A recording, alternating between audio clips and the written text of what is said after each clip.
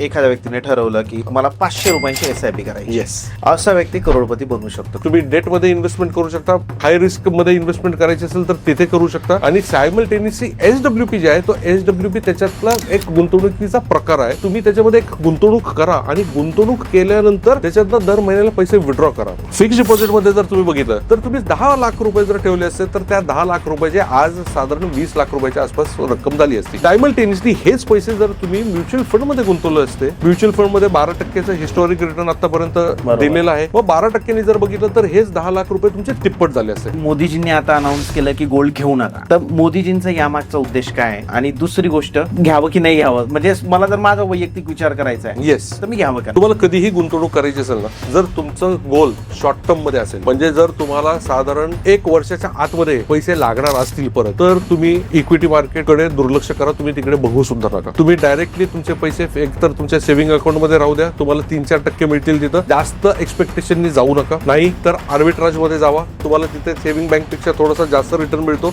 SIP ही कोणकोणत्या गोष्टींमध्ये फायदेशीर ठरते सर? किती वर्षांसाठी SIP केलेली बरी असते? समजा त्या व्यक्तीने 21,000 रुपयाची दर महिन्याची इन्व्हेस्टमेंट केली, 15 वर्षांसाठी इन्व्हेस्टमेंट करायची, त्या व्यक्तीचे साधारण 1 कोटी रुपयाच्या आसपास जमा होतात. ते तुम्ही कसे इन्व्हेस्ट करून देतात लोकांचे? पण माझं इन्कमच 20,000 रुपये, 25,000 रुपये. मी त्यांना बोलवतो, मला पूर्णच्या पूर्ण तुमचा खर्च किती आहे, तुमचा किराणा किती आहे, तुमचं लाईट बिल किती येतं, पेट्रोलला किती पैसे लागतात, पिक्चरला किती वेळा जातात, हॉटेलला किती वेळा जातात, आणि हे लिहिल्यानंतर मग त्यांना एक आकडा येतो. तुमचे दर महिन्याचे मोबाईलचे सबस्क्रिप्शन जे आहेत ना, तो एक आकडा लिहा. साहेब, नेटफ्लिक्स, झोमॅटो, ह्या सगळ्या गोष्टींवरती महिन्याला नाही म्हणालं ना तरी ऑन अन ॲव्हरेज 2,500-3,000 रुपये किरकोळी जातात माणसाचे.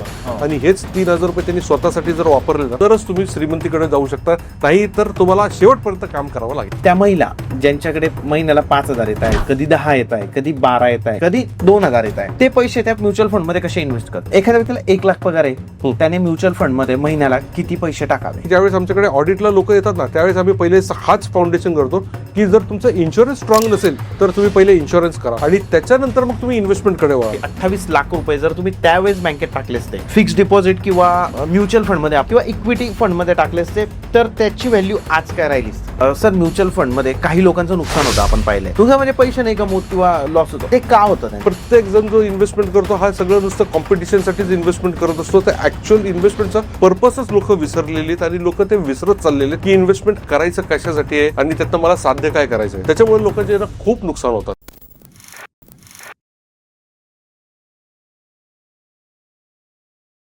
Hello guys and welcome to banter with Chetan. मित्रांनो, आज आपल्यासोबत आहे संतोष गोसावी सर. सर नमस्ते. नमस्कार. सरांबद्दल सांगायचं तर सर आहेत फायनान्शियल प्लॅनर. मित्रांनो, काय असतं की आपण सॅलरी कमवतो, आपण बिझनेस करतो, त्यातून आपल्याला प्रत्येक दिवसाला, प्रत्येक महिन्याला, प्रत्येक वर्षाला आपण एक अमाऊंट कमवत असतो, पैसे कमवत असतो. होतं काय ना की आपण एक म्हण ऐकली असेल की पैसा कमवणं सोपं आहे पण तो टिकवणं कठीण आहे. तर ते टिकवण्यासाठी, तो पैसा वाढवण्यासाठी आपण काय केलं पाहिजे, आपण कशामध्ये आपले पैसे इन्व्हेस्ट केले पाहिजे आणि ते इन्व्हेस्ट केल्यानंतर किती दिवस इन्व्हेस्ट केले पाहिजे आणि मग आपल्याला किती रिटर्न मिळतील, या सगळ्या गोष्टींबद्दल आज आपण सरांसोबत चर्चा करणार आहे. म्युच्युअल फंड, SWP यांसारख्या महत्त्वाच्या विषयांवर आपण सरांसोबत बोलणार आहे. सर, तुमचं पुन्हा एकदा स्वागत आहे. नमस्कार चेतनजी.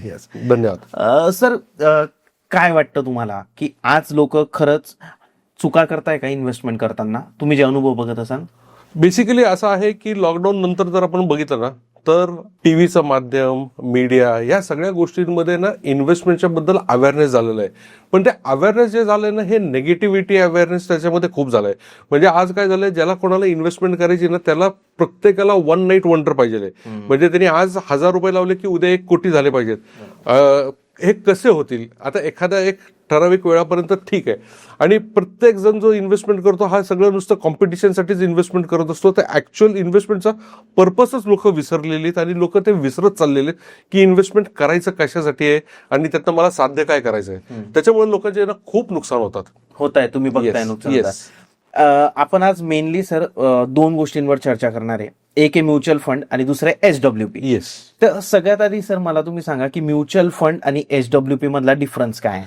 बेसिकली म्युच्युअल फंड हा एक फायनान्शियल टूल आहे आणि SWP त्याचा एक प्रकार आहे. सो असं म्युच्युअल फंड बेसिकली काय आहे की आज तुमच्याकडे काही पैसे आहेत, माझ्याकडे काही पैसे आहेत, आपल्या नातेवाईकांकडे काही पैसे आहेत, आणि हे जे पैसे आहेत हे पैसे आपण सगळे एकत्र येऊन समजा तुमचे 10,000, माझे 10,000, असे वेगवेगळ्या लोकांचे 10,000 रुपये आपण जमा करतो. 10 लोकांचे मिळून ती 1,00,000 रुपये होतात, आणि हेच 1,00,000 रुपये आपण काय करतो, एखाद्या प्रोफेशनल व्यक्तीच्या हातामध्ये देतो, आणि तिथे ती व्यक्ती प्रोफेशनली मॅनेज करते. त्या व्यक्तीला म्हणतात आपण फंड मॅनेजर. आणि तो जो सगळा फंड मॅनेजर जे मॅनेज करतो, हे सगळे जे इन्व्हेस्टमेंट्स करतात हे सगळं म्युच्युअल फंड कंपनीचे असतात. आणि म्युच्युअल फंड कंपनीजमध्ये ज्या काही ऍसेट्स असतात, ह्या सगळ्या कंपनीज ज्या असतात त्याला आपण म्हणतो ऍसेट मॅनेजमेंट कंपनी. ओके. तर म्युच्युअल फंडमध्ये काय असतं, म्युच्युअल फंडमध्ये प्रकार ते वेगवेगळे असतात. म्युच्युअल फंडमध्ये तुम्ही इक्विटीमध्ये इन्व्हेस्टमेंट करू शकता, तुम्ही डेटमध्ये इन्व्हेस्टमेंट करू शकता, तुम्ही हाय रिस्क मध्ये इन्व्हेस्टमेंट करायची असेल तर तिथे करू शकता.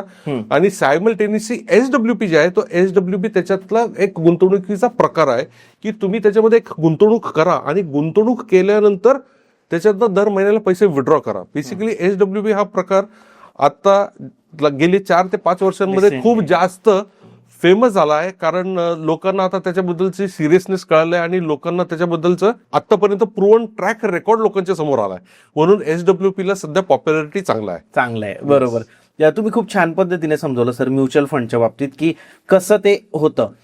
त्याच्याबद्दल जर बोलायचं झालं तर आता समजा म्युच्युअल फंड तुम्ही असं सांगितलं की 10 लोक आहेत, समजा आता आपल्या स्टुडिओला 50 लोक बसले, 50 लोकांनी प्रत्येकी काही एक ठराविक अमाऊंट दिली, फंड मॅनेजरकडे ती अमाऊंट गेली. सर एक म्युच्युअल फंड आहे, समजा आपण कोणत्या फंडचं नाव नाही घेणार, चेतन कॅपिटल असं काहीतरी नाव टाकून देऊ आपण. चेतन कॅपिटलमध्ये सगळ्या लोकांनी इन्व्हेस्ट केले, आणि तो जो फंड मॅनेजर आहे तो म्युच्युअल फंड मॅनेज करतोय. त्याच्या हातात आहे आता की तो इक्विटीमध्ये पैसे टाकू शकतो, तो डेप्टमध्ये टाकू शकतो, त्याच्यानंतर तो रिअल इस्टेटमध्येही टाकू शकतो का सर? बरोबर. किंवा तो कोणती एखादी कंपनी त्याला वाटते की जी लिस्टेड नाहीये, बरोबर, मग तो तिथेही टाकू शकतो. येस. आता बेसिकली असं असतं की जे काही फंड असतात या सगळ्या फंडचे कॅटेगरायझेशन केलेले असतात.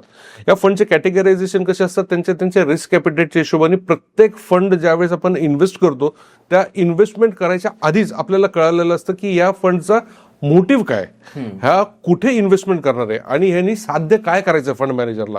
तुम्ही कधीही इन्व्हेस्टमेंट करताना किंवा इन्व्हेस्टमेंटच्या ऍड बद्दल जर तुम्ही बघितलं तर नेहमी म्हणलेलं असतं mutual fund is subject to market risk, please read the offer document carefully. हे एवढ्यासाठी म्हणलं जातं कारण तुमचा मोटिव्ह गुंतवणूक करण्याच्या आधीच तुम्हाला पण माहिती पाहिजे तुम्हाला जायचं कुठं आहे, तुम्हाला साध्य काय होणार आहे, आणि उद्या चुकून तुम्ही गुंतवणूक केल्यानंतर तुमची निराशा नको व्हायला. सायमल्टेनियसली काही फंड्स असे असतात की ज्या फंड्समध्ये फ्री हँड दिलेला असतो फंड मॅनेजरला. तो काय करत असतो, तो इक्विटीमध्ये इन्व्हेस्टमेंट करतो, लार्ज कॅपमध्ये करेल, तो डेटमध्ये करेल, तो हायब्रिडमध्ये करेल.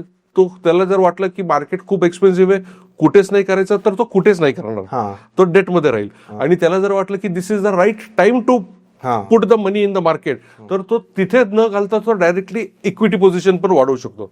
सो हे बेसिकली काम जे असतं हे प्रोफेशनल मॅनेज केलेलं असतं, आणि फंड मॅनेजर जी व्यक्ती असते हा बेसिकली 20 ते 25 वर्षांचा एक्सपर्टीज असतं. हे असं नाही की कोणीतरी उगाच आला आणि आपण त्याच्या हातात पैसे दिले आणि आपण हे मॅनेज केले, असं नाहीये. तो म्युच्युअल फंडचा जो ओनर असतो म्हणजे तो ठरवतो की फंड मॅनेजर कोण असेल? नाही, बेसिकली म्युच्युअल फंडचा ओनर नसतो. म्युच्युअल फंड बेसिकली हे एक ट्रस्ट असतं. ट्रस्ट आहे. ओके. सो उद्या तुमचे पैसे कोणीतरी म्हणजे एखाद्याला असं वाटलं की मला खूप ओव्हर डेट झालेलं आहे किंवा मला खूप ओव्हरलोड झालाय आणि मला याच्यातनं बाहेर पडायचं, आणि मी बाहेर पडतो आणि माझे सगळे पैसे म्हणजे रात्रीच्या रात्री गाठा गुंडाळून मी बाहेर होऊ शकतो, हे होऊ शकत नाही.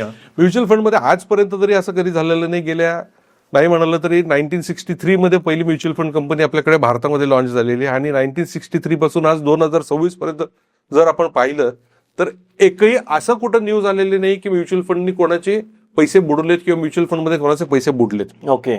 त्यामुळे असं ते नाही, ट्रस्ट. तुम्ही ज्यावेळेस म्युच्युअल फंडमध्ये गुंतवणूक करताना त्यावेळेस तुम्हाला बेसिकली खूप रिलॅक्स राहता येतं, कारण तुम्ही ज्यावेळेस गुंतवणूक करता ते म्युच्युअल फंड बेसिकली रन कोणाच्या अंडर होतात, हे सेबीच्या अंडर रन होतात. सेबीचं काय, सेबी म्हणजे stock exchange of board in India. So SEBI basically काम करताना इन्व्हेस्टर प्रोटेक्शनकडे काम करतं. तर ते असं कधीच होऊ शकत नाही की एखाद्या म्युच्युअल फंड कंपनीने बुडलं किंवा त्यांनी हे केलं. रादर तुम्ही आज जर बघित असेल ना तर बरेचसे म्युच्युअल फंड कंपनीची नावं चेंज होतात. ही नावं का चेंज होतात, कारण ते एक्झिस्टिंग जे ऍसेट्स असतात हे ऍसेट्स सगळेच्या सगळे त्या नवीन कंपनीला विकले जातात, आणि त्या नवीन कंपनी त्यांच्या हिशोबाने ते कंटिन्यू करतात. म्हणून म्युच्युअल फंड मध्ये पैसे बुडणं हे माझ्या करिअरमध्ये तरी मी कधी बघितलं पाहिलं नाहीये. आणि देव करो भविष्यात पण कधी वेळ येऊ नये. एक्झॅक्टली, तसं नको व्हायला. सर, आपण म्युच्युअल फंडकडे परत येऊ, एसडब्ल्यू कडे परत येऊ. पण एफडी हा पार्ट तुम्हाला माहिती असेल, कारण आता लहानपणी कसं होतं, तेव्हा ते म्युच्युअल फंड नव्हतं. जेव्हा मी शाळेत होतो तर माझे वडील बोलायचे की एफडी केली आहे, असं म्हणजे त्यांच्या संभाषणात यायचं की एफडी खूप करायच्या आधी. येस. तर एफडी म्हणजे काय आणि एफडीचं महत्व काय आहे आणि एफडी का करणं गरजेचं होतं तेव्हा, किंवा अजून पण एफडी गरजेची का? येस. तुमच्या आता एकाच प्रश्नामध्ये बरेच प्रश्न आहेत. Yes sir. सो सगळ्यात पहिले फिक्स्ड डिपॉझिट म्हणजे काय, तर फिक्स्ड डिपॉझिट नावाच्या प्रमाणेच आहे की तुम्हाला गुंतवणूक करताना पहिल्याच दिवशी माहिती असतं की त्याच्यातनं तुम्हाला एक्सपेक्टेशन काय येऊ शकतं, तुम्हाला रिटर्न किती मिळू शकतो. ज्या दिवशी तुम्ही फिक्स्ड डिपॉझिट कडे इन्व्हेस्टमेंट करायचा विचार करता पहिल्याच दिवशी तुम्हाला कळतं. दुसरं असं की आपल्या पेरेंट्सनी कसं आहे, त्यावेळेस आपले पेरेंट्स लोक इन्व्हेस्टमेंट करत होते ते कुठे करत होते, फिक्स्ड डिपॉझिट्स, रिकरिंग डिपॉझिट्स आणि इन्शुरन्स. हे तीनच गोष्टी होत्या जिथे ते इन्व्हेस्टमेंट करायचे. किंवा गोल्ड, समजा गोल्ड तर येस, गोल्ड एक कॅटेगरी वेगळं होतं, पण फायनान्शियल स्ट्रीम मध्ये जर आपण बघितलं तर ह्या तीनच मेजर कॅटेगरीज होत्या की जिकडे इन्व्हेस्टमेंट करायचे. आता काय व्हायचं की खरंच जर बघायला गेलं ना तर मला फिक्स्ड डिपॉझिट हा कॉन्सेप्ट आणि फिक्स्ड डिपॉझिट हे टूल खूप सुंदर आवडतं. येस, मला अजिबात मी त्याच्या विरोधात नाहीये.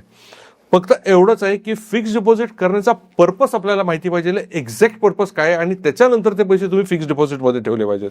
फिक्स्ड डिपॉझिटमध्ये तुमचे जर पैसे सेफ ठेवायचे असतील तर डेफिनेटली फिक्स्ड डिपॉझिट शिवाय सुंदर पर्याय काही नाहीये. खूप सेफ आहे का? हो, कारण ते आरबीआय प्रोटेक्टेड आहे. आणि दुसरं, तुमचे पैसे जर तुम्हाला ग्रो करायचे असतील तर फिक्स्ड डिपॉझिट चुकीची जागा आहे. याचं उदाहरण जर तुम्हाला सांगायचं म्हणालं, फिक्स्ड डिपॉझिटमध्ये जर तुम्ही बघितलं तर 10 लाख रुपये तुम्ही एखादी गुंतवणूक केली 10 वर्ष आधी, तर 7% जर त्याचा रिटर्न आपण जर धरला तर आतापर्यंतचा हिस्टॉरिकल रिटर्न आहे. कधी तो 6% झालाय, कधी तो 7.5% झालाय. आपण एक 7%चा ऍव्हरेज धरू. तर तुम्ही 10 लाख रुपये जर ठेवले असते तर त्या 10 लाख रुपयाचे आज साधारण 20 लाख रुपयाच्या आसपास रक्कम झाली असती 10 वर्षांनंतर फिक्स्ड डिपॉझिटमध्ये. ओके.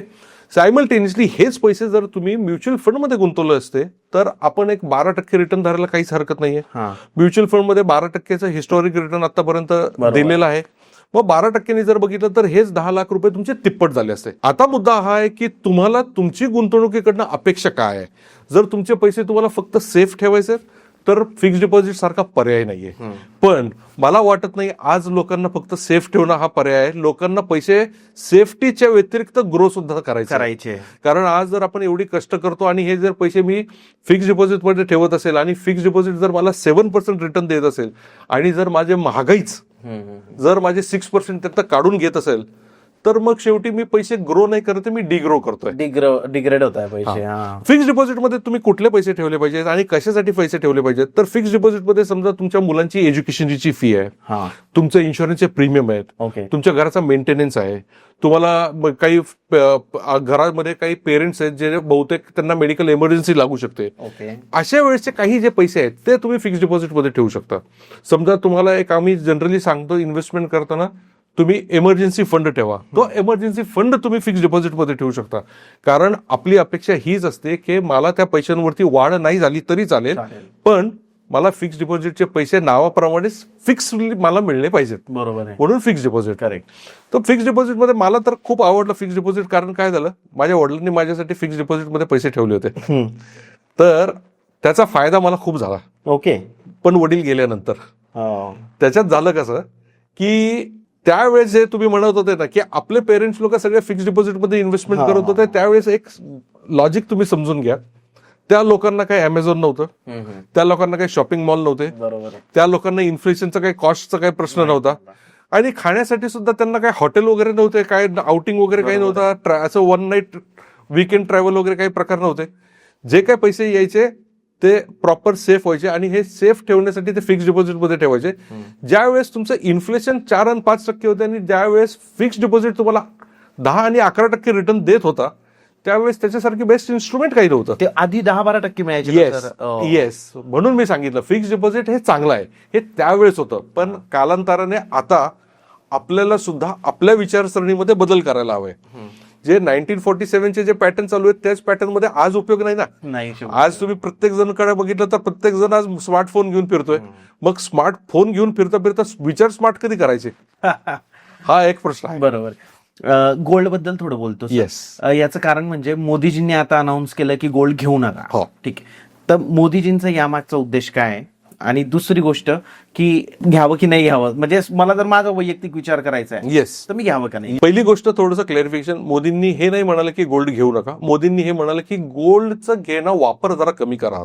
आता गोल्डचं कसं आहे माहिती का, हा बेसिकली हे ऑर्नामेंट कमोडिटीमध्ये हा विषय असा असतो की हा वैयक्तिक विषय आहे खूप. ज्याला हवा आहे त्याला हवंच आहे. आता तुम्ही मला सांगा, तुमच्या जर घरी लग्न कार्य आहे आणि तुमचं ऑलरेडी हे सगळं प्री प्लॅन्ड आहे आणि तुम्हाला त्यावेळेस ते गोल्ड वगैरे लागणारच आहे, तर तुम्ही गोल्ड घेणं टाळू शकत नाही, ते तुम्हाला घ्यावंच लागेल. बरेच जणांचा समज काय होतो की गोल्ड हे इन्व्हेस्टमेंट आहे, आणि ऍक्च्युली लोकांची गफलत तिथे होते. लोक गोल्डकडे इन्व्हेस्टमेंट दृष्टिकोनाने बघतात आणि त्याच्यानंतर मग ते सगळेच्या सगळे पैसे तिथे लावतात आणि मग अडकले जातात.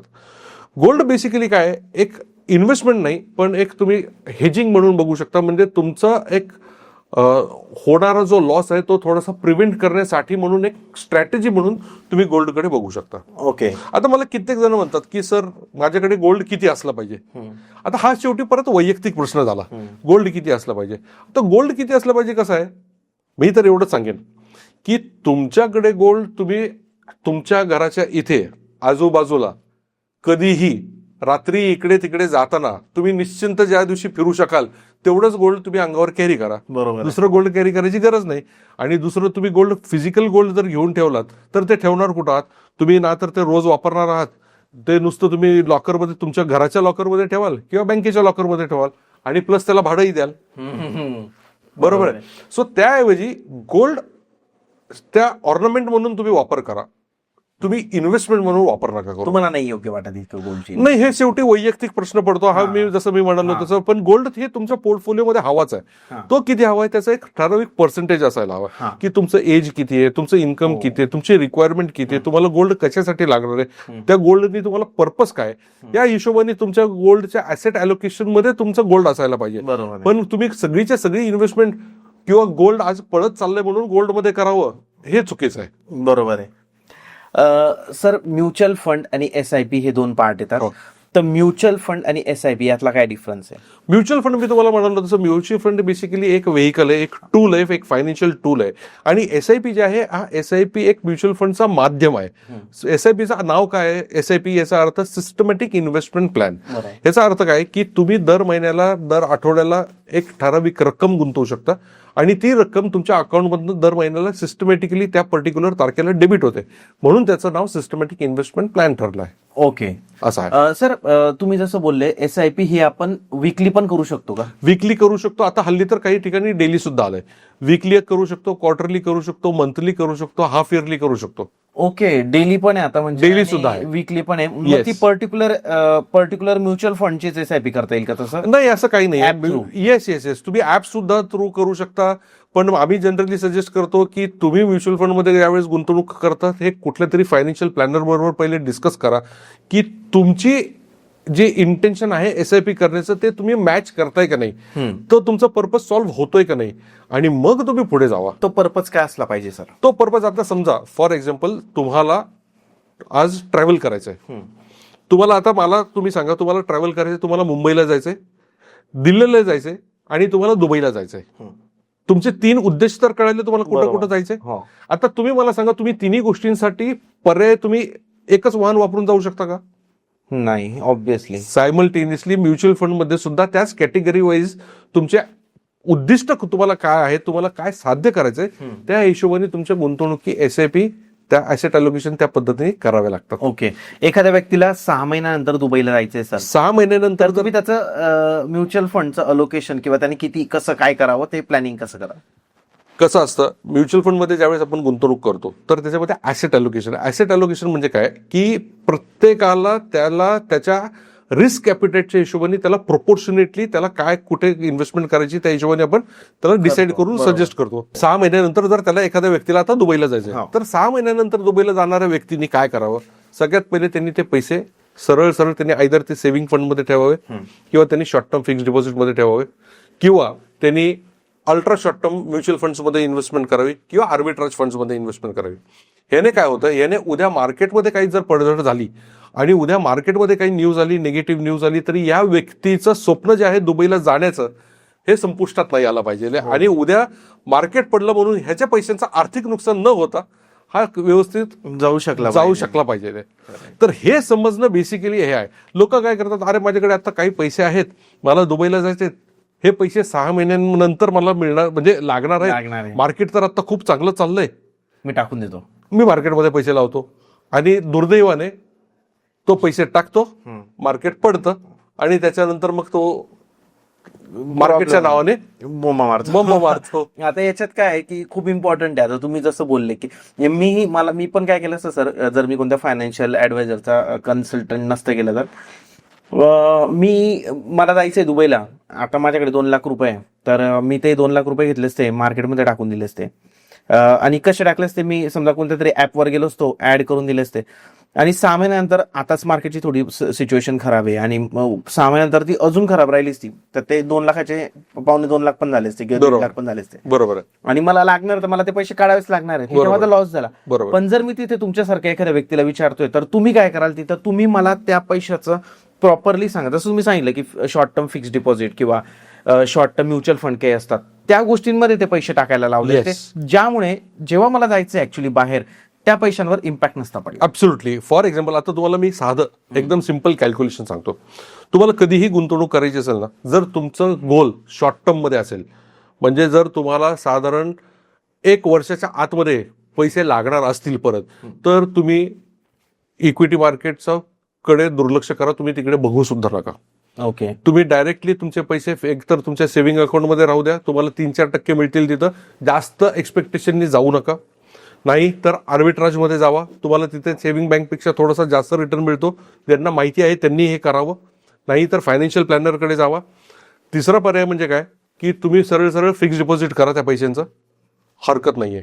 1 वर्षाच्या पुढचे जे लागणारे पैसे आहेत ते तुम्ही म्युच्युअल फंडमध्ये इक्विटी किंवा इक्विटी रिलेटेड थोडंसं हायब्रिड कॅटेगरीमध्ये तुम्ही 1 वर्ष ते 5 वर्ष हे जो मधला काळ आहे, या मधल्या काळामध्ये लागणारा पैसा जो आहे हा तुम्ही एक डेट कॅटेगरी किंवा हायब्रिड कॅटेगरी किंवा बॅलन्स ॲडव्हान्टेज ह्या कॅटेगरीमध्ये तुम्ही इन्व्हेस्टमेंट करू शकता. ह्याने काय होतं, तुमचे जे मेन इन्व्हेस्टमेंट आहे ते इन्व्हेस्टमेंटला प्रोटेक्शन राहतं. उद्या जर मार्केटमध्ये डाऊनफॉल आला तर डाऊनफॉल प्रोटेक्ट लिमिटेड राहतं, पण जर मार्केट इकडनं वरती जात चाललं तर तुमचा फायदा सुद्धा त्याच्यामध्ये होतो. म्हणून त्या कॅटेगरीमध्ये पण इन्व्हेस्टमेंट करा.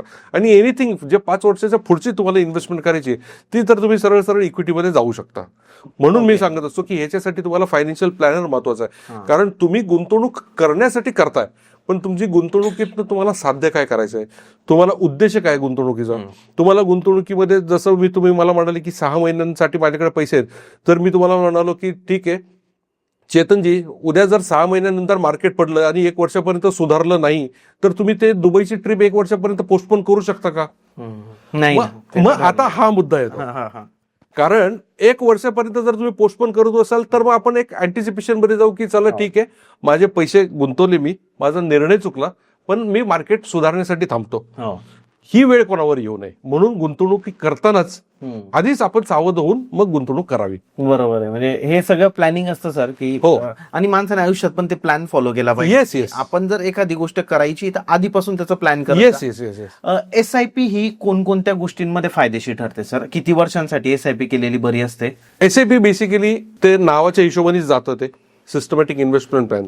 आता किती वर्षांसाठी म्हणालात तर तुमचं जसं मी म्हणालो की तुमचं एक पर्पज तुमचा सॉल्व्ह झाला पाहिजे. आता जनरली मी सजेस्ट करतो, एखादी व्यक्ती 35 वयाची व्यक्ती आहे, 35 वयाच्या व्यक्तीचं जनरली कसं असतं की बऱ्यापैकी त्याचं लाईफ सेट झालेलं असतं, त्याला माहिती असतं की त्याचं घराचं मुलाचं वगैरे सगळं ओके मध्ये, म्हणजे जिथं ज्या स्टेजला असतो तो त्या स्टेजला सॅटिस्फाईड असतो. एकच प्रश्न असतो त्याच्याकडे की आता माझं मुलांचं भविष्य काय, मुलं जोपर्यंत मोठी होत नाही तोपर्यंत मी काम करतो, आणि त्याच्यानंतर काम करता करता मुलांचं भविष्याचं प्लॅन करता करता सायमल्टेनियसली हा बिचारा रिटायरमेंटला येतो. आणि हा रिटायरमेंटला आल्यानंतर मग त्याला जाणवतं, अरे मी आजपर्यंत जे काही केलं हे सगळं मुलांसाठी केलं, आता माझ्याकडे काही नाही, आणि त्याला मुलांवरती अवलंबून राहावं लागतं. सो इथे आपल्याला काय करायचं, इथे आपल्याला प्लॅन करताना स्मार्ट वेने प्लॅन करायचं की आपल्याला मी 15 वर्षांसाठी जर गुंतवणूक केली, जसं मी म्हणालो 35 वर्षाच्या व्यक्तीने, समजा त्या व्यक्तीने 21,000 रुपयाची दर महिन्याची इन्व्हेस्टमेंट केली, 15 वर्षांसाठी इन्व्हेस्टमेंट करायची, त्या व्यक्तीचे साधारण 1 कोटी रुपयाच्या आसपास जमा होतात. महिन्याला किती केले सर? 21,000 रुपये. ओके, महिन्याला 21,000 केले. हा. ओके, 15 वर्षांसाठी. हो. ओके, तर त्याचे वयाच्या 50th 50व्या वर्षी त्याच्याकडे 1 कोटी रुपये असतील. 15 वर्षात 15 वर्षांमध्ये 1 कोटी. Okay okay. आता तुम्हाला सांगतो, तुम्ही जसं विचारलं ना किती वर्षांसाठी करावा, तर इथे गंमत येते. आता त्याला 1 कोटी रुपये येतात. नॉर्मल लोक काय करू शकतील, अरे बापरे माझ्याकडे 1 कोटी आले, घरी घेऊन फॅमिलीला मी फॅमिलीला कुठेतरी बाहेर फिरायला घेऊन जातो, मी घर घेऊन टाकतो, मी गाडीच बदलतो, मी काहीतरी लाईफच अपग्रेड करतो. अपग्रेड करून टाकतात लोक. आम्ही सजेस्ट काय करतो, सर ते आलेले 1 कोटी आहेत ना, त्याला काहीच करू नका, ते आहे तसेच इन्व्हेस्ट करा आणि ते पुढचे 10 वर्षांसाठी तुमचा रिटायरमेंट कॉर्पस म्हणून ट्रीट करा. ओके. कारण हेच जर तुम्ही 10 वर्षांसाठी पुढच्या जर ठेवले, तर तुम्ही ज्यावेळेस 60 वर्षाचा व्हाल ना, तर 60 वर्षांचे झालात तर तुम्हाला ह्या 1 कोटी जे ठेवले ना तुम्ही, या 1 कोटीचं रूपांतर 3 कोटींमध्ये होईल आणि 3 कोटी झाल्यानंतर तुम्ही आयुष्यभरासाठी दर महिन्याला नाही म्हणाल तरी 1.5 लाख रुपये तुम्ही दर महिन्याला सहज घेऊ शकता. दिस इज SWP. येस. तर हा SIP प्लस SWP. तुम्ही जसं म्हणाल की किती वर्षांसाठी करावा, तर ह्याला तुम्ही जेवढी जास्त वर्ष करू शकता, जेवढी वर्ष जास्त त्याला देऊ शकता, त्याचा हा तुम्हाला पॉझिटिव्ह वे मध्येच बेनिफिट मिळणार आहे. बरोबर आहे. टाइमाचा गेम आहे सर सगळा. ऍब्सोल्युटली. कसं आहे, एक लक्षात घ्या चेतनजी, गुंतवणूक करताना तुमच्या हातामध्ये काय आहे? पैसा आहे फक्त. बस. बरोबर आहे, फक्त पैसा आहे. मार्केट रिटर्न जे तुमच्या हातात नाही ते तुम्ही का चेज करता? खरंय. बरोबर आहे का नाही? स्ट्रॅटेजी तुम्हाला माहिती आहे, तुम्हाला गुंतवणूक काय करायची आहे, तुम्ही फक्त पैसे लावा आणि त्याच्यानंतर तेवढा टाइम थांबा ना. तो रिटर्न जे काय बनायचं आहे ते शेवटी मार्केट बनवणार आहे. तुम्ही त्याच्यामध्ये खटपट करून काय उपयोग आहे? म्हणून लोकांची इथे एक गफलत होते की मला ते म्हणतात नाही, मला शॉर्ट टर्म मध्ये मला जास्त फायदा पाहिजे. एक्झॅक्टली शॉर्ट टर्म मध्येच जास्त मोठा खड्डा सुद्धा बसू शकतो. पण आता 21,000 रुपये समजा तुम्ही बोलले सर, 15 वर्षांसाठी आपण इन्व्हेस्ट केले, 1 कोटी रुपये होतील 15 वर्षांसाठी. पण आता ते 21,000 रुपये इन्व्हेस्ट करताना, आता माझ्याकडे समजा 21,000, मी प्रत्येक महिन्यात ठरवलं मी 21,000 करतो, मग ते तुम्ही कसे इन्व्हेस्ट करून देतात लोकांचे? की डायरेक्ट एक पकडला, चेतन कॅपिटल आहे त्याच्यात तुम्ही टाकून दिले 21,000 रुपये, असं की वेगवेगळ्या म्युच्युअल फंड, मग ते अलोकेशन तुम्ही कसं करता? आता ज्यावेळेस आपण हे 21,000 रुपये इन्व्हेस्टमेंट करतो, ह्या 21,000चा बेसिकली निष्कर्ष का आला? कारण आपण आधी त्या क्लायंट सोबत चर्चा केली की तुला साध्य काय करायचंय, तुझा उद्देश काय गुंतवणुकीचा. ओके. आणि ह्याच्यानंतर मग आपण या निष्कर्षावरती आलो की त्याला 21,000 रुपये गुंतवायचं. आता हे 21,000 रुपये गुंतवताना मग त्याचे आपण कॅटेगरी केली, आपण वेगवेगळ्या ठिकाणी गुंतवणूक करतो. आपण मेनली जर लॉंग टर्म इन्व्हेस्टमेंट आहे, एनिथिंग बियॉन्ड 5-7 वर्षांच्या पुढे, तर आपण त्याला डायरेक्टली इक्विटीमध्ये इन्व्हेस्टमेंट करतो. म्युच्युअल फंड मध्ये नाही करत. म्युच्युअल फंड मध्येच इन्व्हेस्टमेंट करतो, पण ते इक्विटी फंड्स मध्ये इन्व्हेस्टमेंट करतो. ओके. दिस इज सर, हे लोकांना सांगा ना की काय कसं. बेसिकली म्युच्युअल फंड मध्येच इन्व्हेस्टमेंट करतो, पण म्युच्युअल फंड मध्ये इक्विटी फंड्स मध्ये ज्यावेळेस आपण इन्व्हेस्टमेंट करतो त्यावेळेस ना आपण त्यांचे मल्टी कॅप मध्ये इन्व्हेस्टमेंट करतो, त्यांचे आपण स्मॉल कॅप मध्ये इन्व्हेस्टमेंट करतो, त्यांचे आपण हायब्रिड मध्ये पण इन्व्हेस्टमेंट करतो आणि त्यांचे आपण फ्लेक्झी कॅप मध्ये पण इन्व्हेस्टमेंट करतो. हे कसं असतं, लोकांना सांगायचं म्हणजे हे वेगवेगळे प्रकार आहेत गुंतवणुकीचे. इक्विटी म्हणजे काय? इक्विटी म्हणजे शेअर मार्केटमध्ये इन्व्हेस्टमेंट होतात. पण तुम्ही 100 रुपये इन्व्हेस्टमेंट केले तर 100 रुपये तुमचे सगळेचे सगळे एकाच दिवशी लार्ज कॅप मध्ये जाऊ शकतात, एकाच दिवशी तुमचे मिड कॅप मध्ये जाऊ शकतात, एकाच दिवशी तुमचे स्मॉल कॅप मध्ये पण जाऊ शकतात.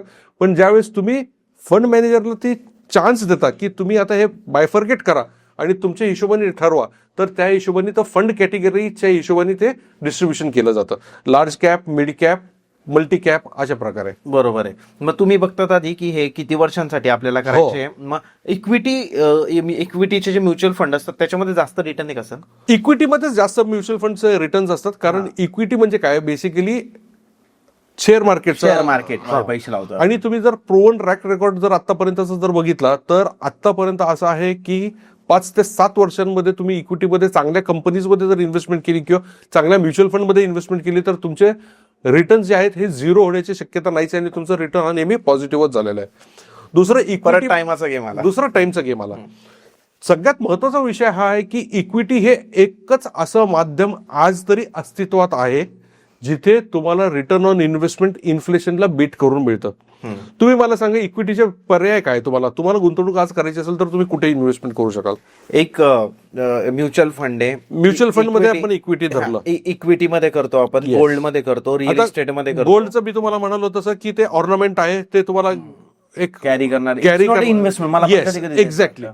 आणि त्याच्यानंतर मग रिअल इस्टेट. कसं आहे, रिअल इस्टेट आपण म्युच्युअल फंड बरोबर कम्पेअर नाही करू शकत, पण तरी मी तुम्हाला सांगतो कसं आहे. एक्झाम्पल सर, की म्युच्युअल फंड आणि रिअल इस्टेटमध्ये कसं आहे, रिअल इस्टेटमध्ये तुमचे पैसे लॉक होऊ शकतात. ओके. म्युच्युअल फंडमध्ये तुमचे पैसे लॉक नाहीये. तुम्हाला ज्या दिवशी पैसे हवेत तुम्ही सांगा, 3rd वर्किंग डेला तुमच्या अकाउंटला पैसे क्रेडिट होऊ शकतात. बरोबर. तुम्हाला आता तुम्हाला एक उदाहरण द्यायचं, रिअल इस्टेट सांगितलं म्हणून तुम्हाला मी सांगतो. समजा तुमच्याकडे 1 कोटी रुपयाची एक ऍसेट आहे आणि ते फ्लॅट आहे. 1 कोटी रुपयाचा एखादा फ्लॅट आहे आणि तुम्हाला गरज आहे 10 लाखाची. बरोबर. तुम्ही म्युच्युअल फंड मध्ये जर तुमचे 1 कोटी रुपये असतील तर तुम्ही काय करू शकाल, 10 लाख रुपये विड्रॉ करू शकाल. पण तुम्हाला जर 10 लाख रुपयाची गरज आहे आणि तुमच्या फ्लॅटची किंमत 1 कोटी आहे, तर तुम्ही 1 खिडकी 1 बाल्कनी विकून काढू शकता का 10 लाख रुपये? नाही होत तसं. हे जे आहे लिक्विडिटीचा हा मुद्दा नाहीये. दुसरं, बरेच लोकांना असा समज आहे की रिअल इस्टेटमध्ये माझे पैसे चांगले बनतात. ऍक्च्युली चांगले बनत नाहीत. हे लोकांना आम्ही जर सांगितलं तर लोकांना असं वाटतं आम्ही म्युच्युअल फंड सांगतोय म्हणून म्युच्युअल फंड प्रमोट करतो. तुम्ही त्या खरं वस्तुस्थितीवरती जर आलात ना, तर तुम्हाला ऍक्च्युली समजेल की ज्यावेळेस आपण गुंतवणूक करतो, आपण गुंतवणूक केल्यानंतर आपण काय पाहतो, मला काय मिळलं पाहिजे, रिटर्न मिळलं पाहिजे, चांगले रिटर्न्स. चांगले रिटर्नचाच अर्थ असा असतो, त्याला आपण म्हणतो की किती टक्के. आता फॉर एक्झाम्पल समजा तुम्हाला मी विचारलं तुम्ही 10वी मध्ये तुम्हाला किती मार्क मिळाले, किती मार्क मिळाले? 87% होते. मी तुम्हाला काय विचारलं, तुम्हाला किती मार्क मिळाले, तुम्ही मला उत्तर काय दिलं? पर्सेंट मध्ये बोललो. तुम्ही मला उत्तर दिलं पर्सेंटेज मध्ये.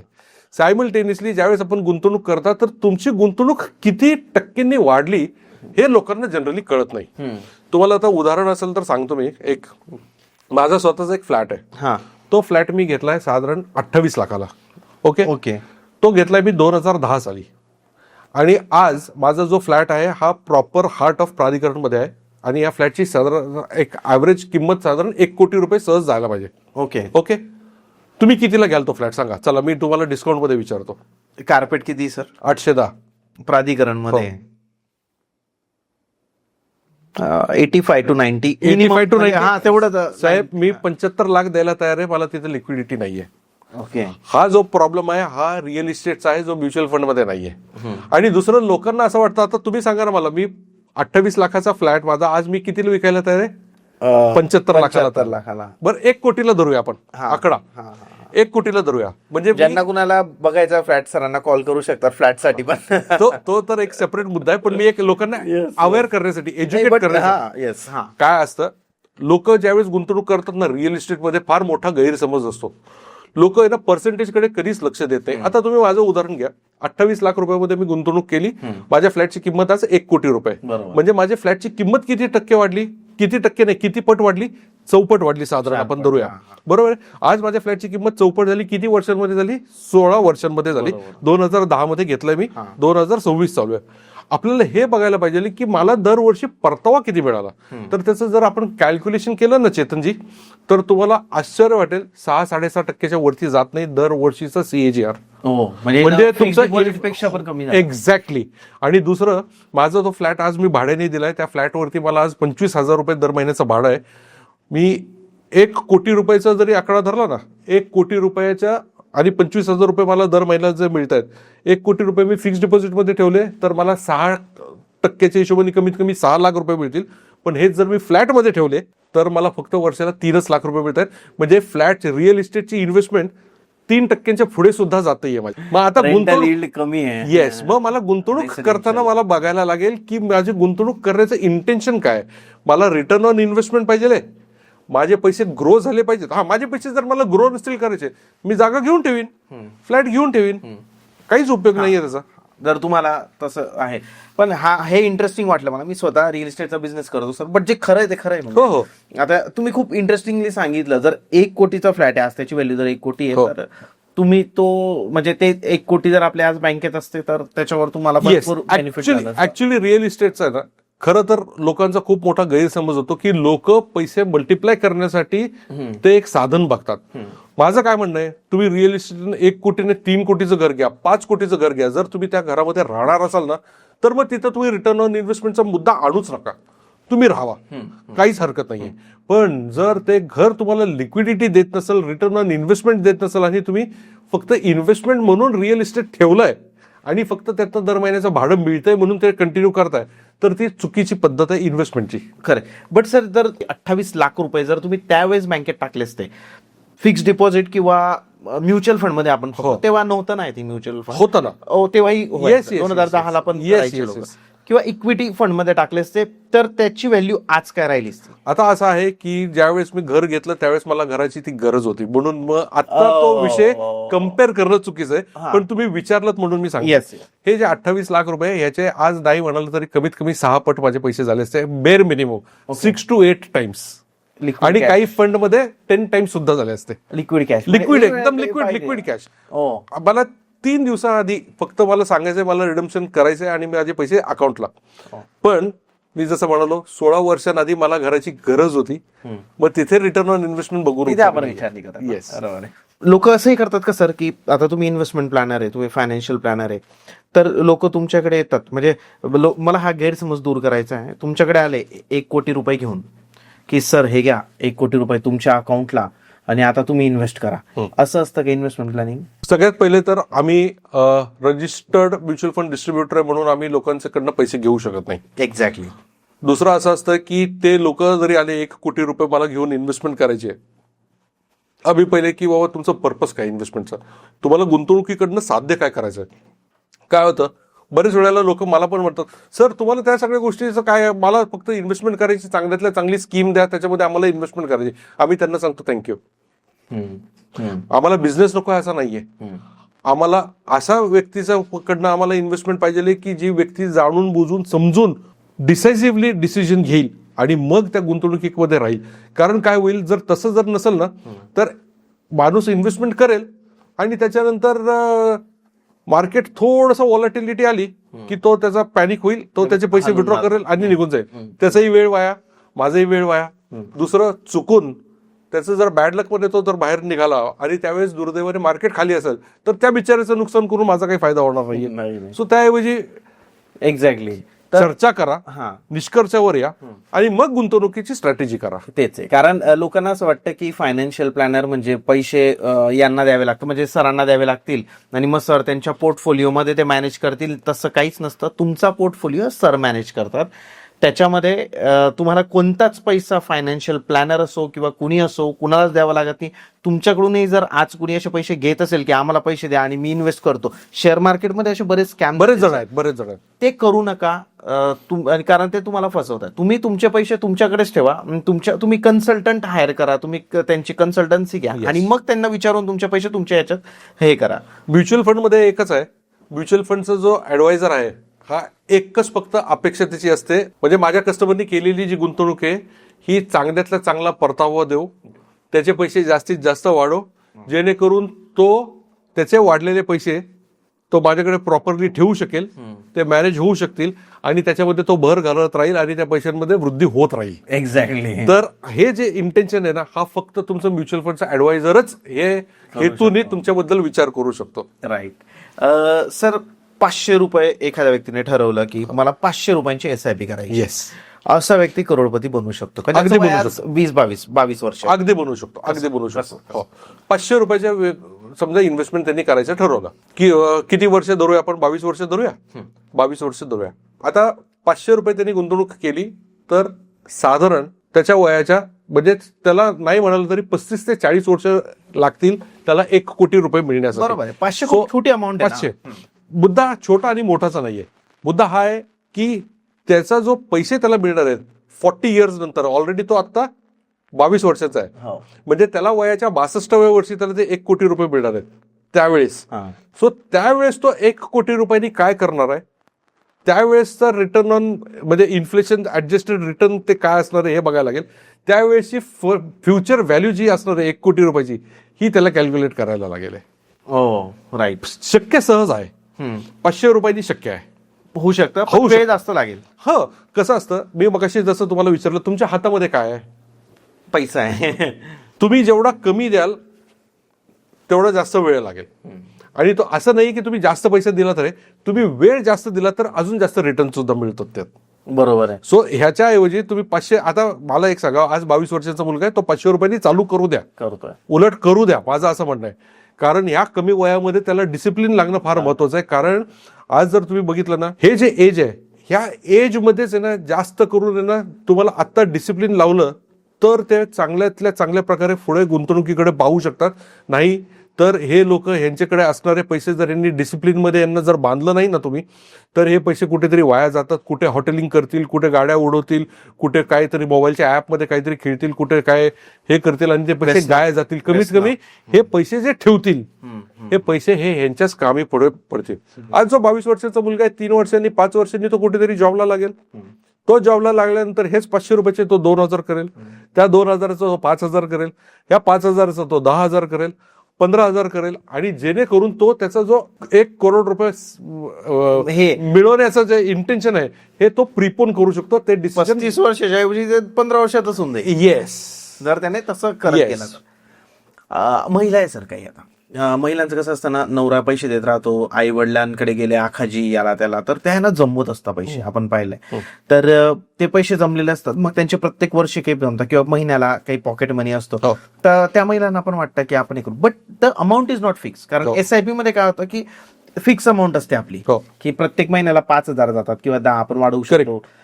पण त्याच्यामध्ये त्या महिला ज्यांच्याकडे महिन्याला 5,000 येत आहे, कधी 10 येत आहे, कधी 12 येत आहे, कधी 2,000 येत आहे, ते पैसे त्या म्युच्युअल फंड मध्ये कसे इन्व्हेस्ट करते सांगतो. आता सगळ्यात पहिले तर ना, माझ्याकडे फिमेल क्लायंट्स, माझ्या ओव्हरऑल जर तुम्ही बघितलं तर साधारण नाही म्हणला तरी अराउंड 35 to 40% माझा जो पूर्ण क्लायंटल पोर्टफोलिओ, याच्यामध्ये माझे फिमेल क्लायंट्स आहेत. Okay. Most of them are working clients, हा, जे चांगल्या मोठ्या मोठ्या पोझिशनला, चांगले कॉलेजमध्ये लेक्चरर्स घेत, हे जे आहेत, हे सगळे माझे क्लायंट्स आहेत. ओके.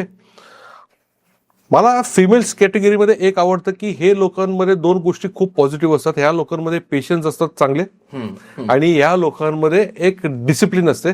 त्यांनी एकदा इन्व्हेस्टमेंट केली की ते इन्व्हेस्टमेंट फॉर लॉंग टर्म ठेवू शकतात, म्हणून यांचे पैसे चांगले बनू शकतात. आता दुसरा मुद्दा, जसं तुम्ही म्हणाले की त्यांना 2,000, 5,000, 10,000, हे त्यांनी एक इन्व्हेस्टमेंटची स्कीम डिसाईड करायची, आणि जसं जसं त्यांना ज्या वेळेस त्यांना वाटेल की बाबा मला हे दर महिन्याला मला शक्य नाही कमिटमेंट देणं, तर त्या स्कीमला ते इन्व्हेस्टमेंट टॉपअप करत राहू शकतात.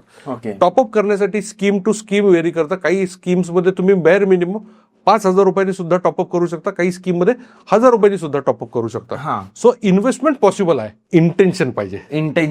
इंटेन्शन असलं तर इन्व्हेस्टमेंट पॉसिबल आहे. इन्व्हेस्टमेंटसाठी ऑप्शन खूप आहेत, पण इंटेन्शन करता येऊ शकतो. कोणाकडे 5,000 आहे, रोज करायचे तरी करू शकतात. काम असेल आणि त्यांना वाटतंय की मला 200 रुपयापासून SIP चालू करायची, 200 वाला पण हो करू शकतात. अशा सरांशी कॉन्टॅक्ट करून तुम्हाला तेही तुम्ही होऊ शकतात.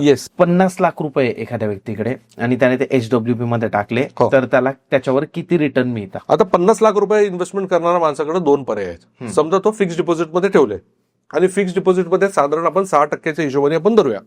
ओके, 6%वरती त्याला किती मिळणार आहे? 50 लाखांवरती त्याला साधारण 3 लाख रुपये वर्षाला 3 लाख रुपये मिळतील. म्हणजे त्याला दर महिन्याला किती मिळाले?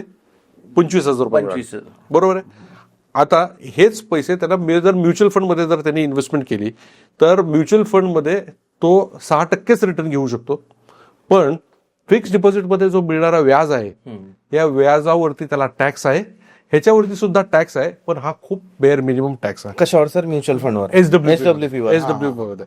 कारण त्याला इक्विटी टॅक्सेशन येतं, आणि फिक्स डिपॉझिटमध्ये तुम्हाला डेट टॅक्सेशन येतं. आता 50 लाख रुपये ज्यावेळेस एखादी व्यक्ती गुंतवते, फिक्स डिपॉझिटमध्ये त्यांनी गुंतवणूक केल्यानंतर ती रक्कम वाढण्याची शक्यता किती आहे? फिक्स्ड डिपॉझिट मध्ये कमी आहे जरा, म्हणजे कमी म्हणजे नाहीच आहे काही रक्कम वाढणार.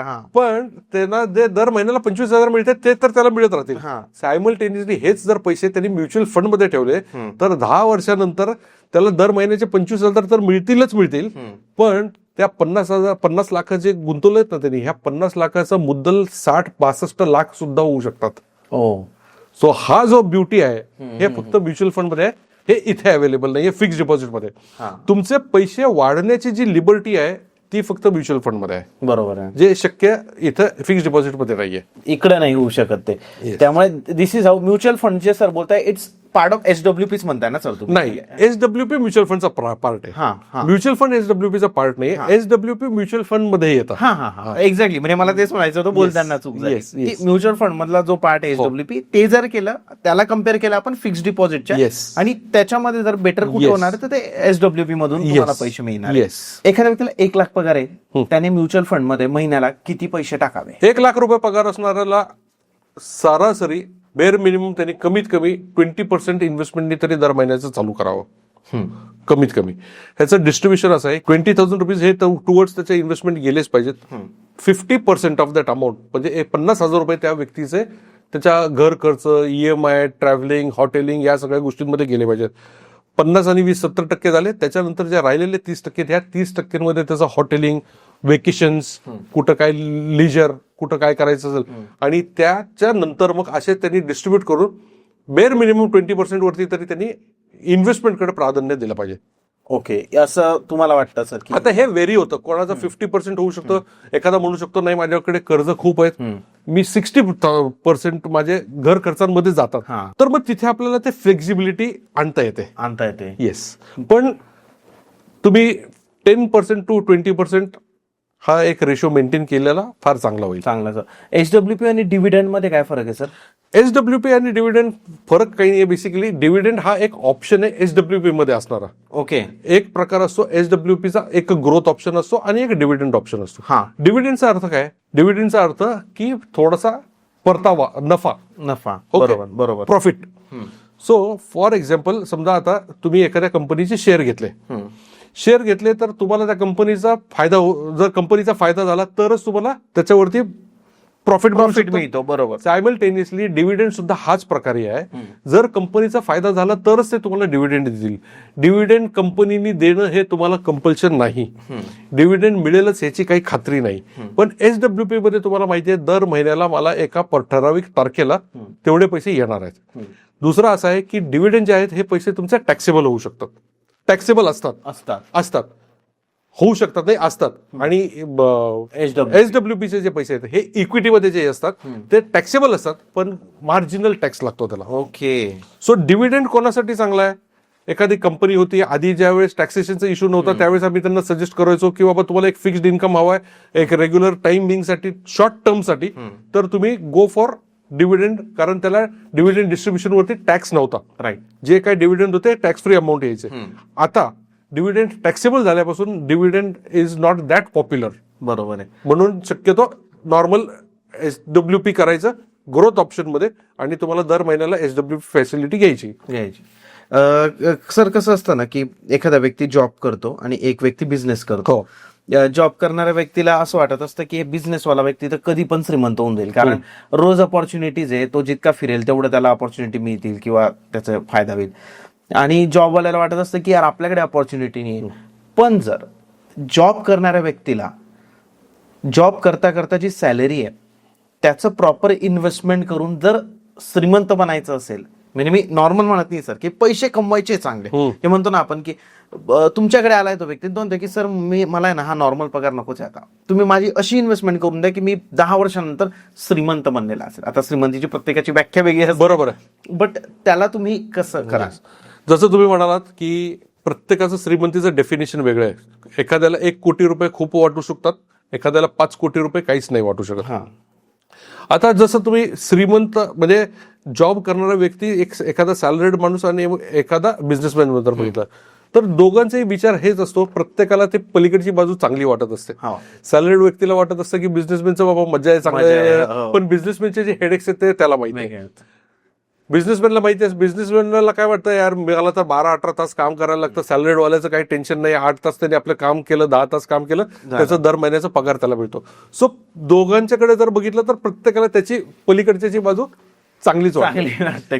तर आपल्याला आता काय बघायचंय की आपल्याला साध्य काय करायचंय. तो बिझनेसमॅन पण करू शकतो, ते सॅलरीड वाला पण करू शकतो. आज माझ्याकडे चांगल्यातल्या चांगला पगार असणारा 3 ते 4 लाख रुपये दर महिन्याचा पगार असणारा फॅमिलीज, कमीत कमी 10 ते 15 फॅमिलीज आहेत. ओके, आता हे जे 10 ते 15 फॅमिलीज आहेत ना, या 10 ते 15 फॅमिलीज पैकी ह्या लोकांना अक्षरशः 5,000 रुपये सेव्हिंग सुद्धा अवघड पडतं. का सर? कारण त्यांचं ते नियोजन चुकतं गुंतवणुकीचं. आणि माझ्याकडे बरेच फॅमिलीज अशा आहेत ज्यांचं उत्पन्न 1,00,000 रुपये आहे आणि त्यांचे इन्व्हेस्टमेंट साधारण 15,000 ते 20,000 रुपये दर महिन्याचे आहेत. आता मला सांगा तुम्ही, साधं 4,00,000 रुपये पैसे इन्कमवाला जास्त माणूस श्रीमंत होऊ शकतो का 1,00,000 रुपये इन्कमवाला श्रीमंत? 4 वाल्यानेच व्हायला पाहिजे. 4 वाल्याने व्हायला पाहिजे. पण कसं असतं गुंतवणुकीमध्ये आणि श्रीमंतीमध्ये सगळ्यात महत्वाचा प्रश्न, तुम्ही किती कमवता हे कधीच महत्वाचं नसतं. तुम्ही कमवलेला पैसा कुठल्या मार्गाने गुंतवता आणि तो किती काळासाठी तुमचा पैशाला कामाला लावता, हे जर तुम्हाला प्रॉपर कळालं रेसिपी, तरच तुम्ही श्रीमंतीकडे जाऊ शकता. नाही तर तुम्हाला शेवटपर्यंत काम करावं लागेल. म्हणतात ना की किती पैसे कमवले तरी तो जर व्यवस्थित तो वाचवायला पण शिकलं पाहिजे सर. हो. आजकाल इतका खर्च वाढून गेलाय ना. आणि म्हणजे मी ब्लेम करतोय झोमॅटो, ब्लिंकिट. घरी बसलेलो, इच्छा झाली आपण मागवतो, खूप पैसे जातात सर. आज तुम्ही सांगा ना मला, जसं तुम्ही म्हणाला की आता 1,00,000 रुपये जसं सॅलरी दिली, हो. आज मला माझ्याकडे पण बरेच जण येतात की सर माझं इन्कम कमी आहे, हो. मला इन्व्हेस्टमेंट तर करायची आहे, हो. पण माझं इन्कमच 20,000 रुपये, हो. 25,000 रुपये. मी त्यांना बोलवतो, या म्हणतो ऑफिसमध्ये या, तुम्ही पूर्णच्या पूर्ण तुमचं एक बजेट बनवून द्या. तुमचा खर्च किती आहे, तुमचा किराणा किती आहे, तुमचं लाईट बिल किती येतं, पेट्रोलला किती पैसे लागतात, पिक्चरला किती वेळा जातात, हॉटेलला किती वेळा जातात, किती खर्च होतो, कुठल्या हॉटेलला जातात, सगळं पूर्ण त्यांना सांगतो. आणि प्रामाणिकपणे लिहा, माझ्यासाठी नका लिहू, स्वतःसाठी लिहा. आणि हे लिहिल्यानंतर मग त्यांना एक आकडा येतो. तो आकडा आल्यानंतर मग मी त्यांना सांगतो, आता हे झालं ना, आता फक्त तुम्ही एक काम करा, तुमचे दर महिन्याचे मोबाईलचे सबस्क्रिप्शन जे आहेत ना, तो एक आकडा लिहा. साहेब, नेटफ्लिक्स, झोमॅटो, ह्या सगळ्या गोष्टींवरती, अजून तुमचं प्राईम, ह्या सगळ्या गोष्टींवरती महिन्याला नाही म्हणालं ना तरी ऑन अन ॲव्हरेज 2,500-3,000 रुपये किरकोळी जातात माणसाचे. आणि हेच 3,000 रुपये त्यांनी स्वतःसाठी जर वापरले ना, तर भरपूर काही होऊ शकतात, खूप पैसे सेव्ह होऊ शकतात. मग. आणि आमचं हेच म्हणणं आहे की ज्यांच्याकडे आज पैसे कमी आहेत ना, त्यांना वाटतं सिम्पल आहे, त्यांनी पैसे वाढवण्याच्या मागे लागू नका. तुम्ही आधी पहिले तुमची स्किल्स एनहॅन्स करा, चांगलं एस्टॅब्लिश व्हा आणि फोकस होऊन काम करा आणि त्याच्यानंतर मग पैसे साठवायला चालू करा. सर, म्युच्युअल फंड मध्ये काही लोकांचं नुकसान होतं, आपण पाहिलंय. नुकसान म्हणजे पैसे नाही कमवत किंवा लॉस होतो, ते का होतं त्यांचं? लोकांचं नुकसान का होतं याचं जर आपण बघितलं ना, तर ज्यावेळेस आम्ही लोकांबरोबर चर्चा करतो की ज्यावेळेस आमच्याकडे रिव्ह्यूला येतात लोक, लास्ट वीकमध्ये आता माझ्याकडे एक कपल आलं, तर ते म्हटले सर गेली 4 वर्षापासून आम्ही गुंतवणूक करतोय, SIP करतोय, पण मार्केटमध्ये एवढं सगळं चांगलं चाललंय आणि माझ्या रिटर्न्सला काहीच आलेलं नाही, माझे पैसे उलट निगेटिव्ह झालेत. मला काय वाटलं, टाइम बिंगसाठी त्यांचे इन्व्हेस्टमेंट जे असतील, हे इन्व्हेस्टमेंट्स मार्केट पण आता खाली आले, त्या हिशोबाने त्यांचे पैसे निगेटिव्ह झाले असतील. ज्यावेळेस आम्ही रिव्ह्यूला बसलो, त्यांचे इन्व्हेस्टमेंट ज्यावेळेस प्रॉपरली बघितले, त्यावेळेस मग मी त्यांना विचारलं, मॅडम हे तुम्ही इन्व्हेस्टमेंटचे डिसिजन घेतले कशावरून? मग त्यांनी सांगितलं, अहो माझ्या ऑफिसमध्ये एक कलिग होते, त्यांनी ही इन्व्हेस्टमेंट केली होती. म्हटलं अहो एक्झॅक्टली इथेच चूक होतीये तुमची. तुमच्या ऑफिसमधल्या एखाद्या कलिगनी ज्यावेळेस इन्व्हेस्टमेंट केली, त्याचं बघून जर तुम्ही गुंतवणुकीचा निर्णय घेत असाल, तर त्याचा पर्पस आणि तुमचा पर्पस मॅच व्हायला पाहिजे. बरोबर आहे. तुम्हाला हे माहिती पाहिजे त्यांनी डिसिजन कुठल्या बेसिसवर घेतला. आणि आज सुद्धा लोकांचा ना ट्रेंड जो आहे ना इन्व्हेस्टमेंटचा, लोक काय करतात, रोज बेस्ट फंड अवेलेबल कुठला आहे विचारतात आणि त्या ठिकाणी इन्व्हेस्टमेंट करायचं पाहतात. लोक काय करतात, कोणीतरी सांगितलं, कुठला तरी टिप्स्टर आपलं काहीतरी इन्फॉर्मेशन देतो, कुठले तरी न्यूज चॅनलवरती काहीतरी सांगतात आणि त्या हिशोबाने लोक म्हणजे इन्व्हेस्टमेंटचे डिसिजन घेतात. ऍक्च्युली ह्या गोष्टींमुळेच आहे ना लोकांचं नुकसान होतं, कारण त्यांची रिस्क असेसमेंट झालीच नसते त्यांची, त्याच्यामुळे त्यांचं नुकसान होतं. बरोबर आहे. माझं असं म्हणणं आहे की तुम्ही जर प्रॉपरली तुम्हाला समजून तुम्ही जर तुमचा एक प्लॅन ऑफ ऍक्शन तुम्ही डिसाईड केला आणि त्याच्यानंतर तुम्ही त्या गोष्टींवर चाललात, तर तुमचं नुकसान का होणार आहे? नाहीच होणार आहे. म्युच्युअल फंड मध्ये फ्रॉडही होतात का सर? माझ्या ऐकण्यामध्ये फ्रॉड झालेले नाहीयेत, पण सांगतो मी तुम्हाला काय होऊ शकतं. आता म्युच्युअल फंडमध्ये बरेच लोकांचा मला सुद्धा प्रश्न असतो की सर माझे पैसे फ्रॉड झाले, दुसरीकडे गेले तर. एक लक्षात घ्या, म्युच्युअल फंड काम कसं करतं. म्युच्युअल फंडमध्ये ज्यावेळेस तुम्ही गुंतवणूक करताना, तर म्युच्युअल फंडमध्ये तुमची जी गुंतवणूक आहे ही तुमच्या पॅन, आधार आणि बँक अकाउंटशी लिंक्ड असते. ओके, समजा मी काय फ्रॉड करू शकतो चेतनजी तुमच्या इन्व्हेस्टमेंटला, आयदर मी तुमची इन्व्हेस्टमेंट काढू शकतो किंवा तुमच्या नावावर मी इन्व्हेस्टमेंट करू शकतो. बरोबर आहे, तिसरं काही करू शकत नाही. आता मी जर इन्व्हेस्टमेंट काढली तुमची म्युच्युअल फंड कंपनीकडनं, तर ती काढून जमा कुठे होणार आहे? ती तुमच्या बँक अकाउंटमध्ये जमा होणार, ती माझ्या बँक अकाउंटला जमा नाही होणार. नाही. कळलं का? आणि मी तुमच्या नावावर इन्व्हेस्टमेंट करायला मला काही वेळ लागत नाही तुमच्या नावावर इन्व्हेस्टमेंट करायला, पण जरी केलेच तरी फायदा कोणाचा होणार आहे? तुमचाच होणार आहे. बरोबर आहे. सो ॲज अन इन्व्हेस्टर ह्याच्यासारखं सेफ इन्व्हेस्टमेंट कुठलीच नाहीये ॲज ऑफ नाव तरी. बरोबर आहे. कारण तुमचे पैसे बाहेर पडण्याचा मार्गच नाही ना. तुमच्या इच्छेविरुद्ध, इच्छेव्यतिरिक्त हे पैसे तुमचे बाहेर जाऊ शकत नाही. जाऊ नाही शकत. सर आता हे तुम्ही सगळं जे कन्सल्टन्सी करतात किंवा तुम्ही लोकांना पूर्ण सांगतात की इथं घ्या तिथं घ्या, कन्सल्टन्सी तुम्ही त्यांचा पोर्टफोलिओ मॅनेज करतात. येस. त्याचे तुमचे चार्जेस कसे असतात? आता असं आहे की ह्याच्यामध्ये ॲडवायझरी चार्जेस वेगवेगळे प्रकार असतात. आता ॲडवायझरी चार्जेससाठी त्या व्यक्तीला आमच्याकडनं सर्व्हिसेस काय हवेत, त्याची आमच्याबरोबरची फ्रिक्वेन्सी किती वेळा होणार आहे, आमचे मीटिंग किती वेळा होणार आहे, एक्झॅक्टली आमचे मीटिंग्स किती, त्यांना आमच्याकडनं काय मदत हवी आहे या हिशोबावरती आहे. पण ऑन अन ॲव्हरेज जर आपण बघितलं तर साधारण आम्ही त्यांना सजेस्ट करतो की आम्ही तुम्हाला पूर्ण एंड टू एंड सोल्युशन देऊ, जिथे आम्ही तुम्हाला काही चार्ज करत नाही. कारण आम्हाला जे मिळतं त्याच्यामध्ये आम्ही सॅटिस्फाईड आहोत आणि we get a good handsome amount of commission from the mutual fund companies. Right. आता दोन प्रकार असतात यात.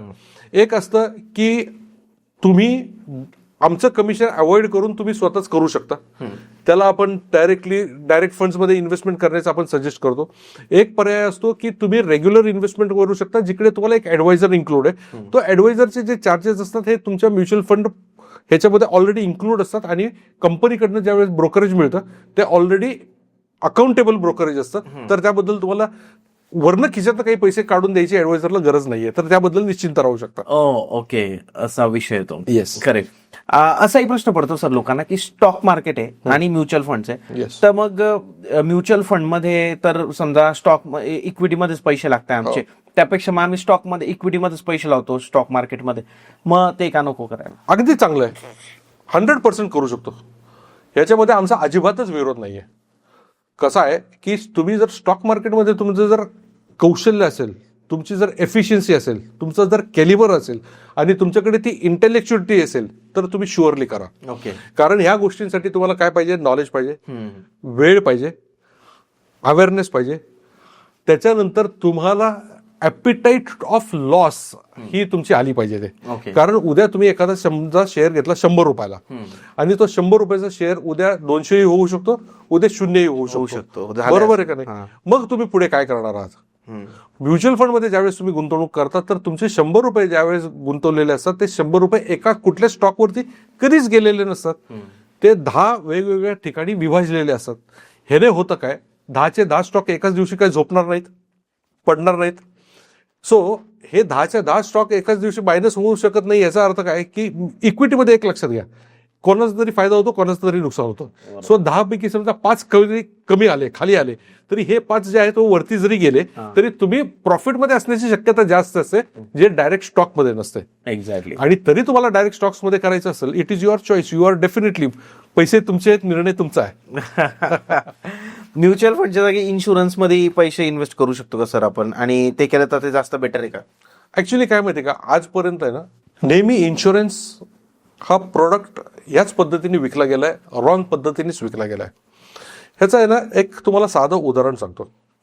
आज मी एक 10 लोकांना जर मी विचारलं ना तुमचा इन्शुरन्स आहे का, तर इन्शुरन्स 10 लोकांपैकी 8 लोकांचा इन्शुरन्स असतो. त्या 8 लोकांपैकी 6 लोकांना माहितीच नसतं त्यांचे इन्शुरन्स काय, कितव्या वर्षी मॅच्युअर होणार आहे, त्यातनं मॅच्युरिटीला किती पैसे मिळणार आहेत, आज जर डेथ झाली तर फॅमिलीला किती पैसे मिळणार आहेत. कारण इन्शुरन्स हा नेहमी सोल्ड प्रोडक्ट झालेला आहे. याचा अर्थ काय की इन्शुरन्स विकताना नेहमी हा तुमच्या गरजेचा नाही, पण जो विकणार आहे त्याच्या इंटेन्शनचाच, म्हणजे त्याच्याच प्रॉफिटसाठी तो विकला गेला आहे. बरोबर. आणि इन्शुरन्स हा इन्व्हेस्टमेंट अँगल जर तुम्ही लावला तर हा कधी स्टँड होत नाही.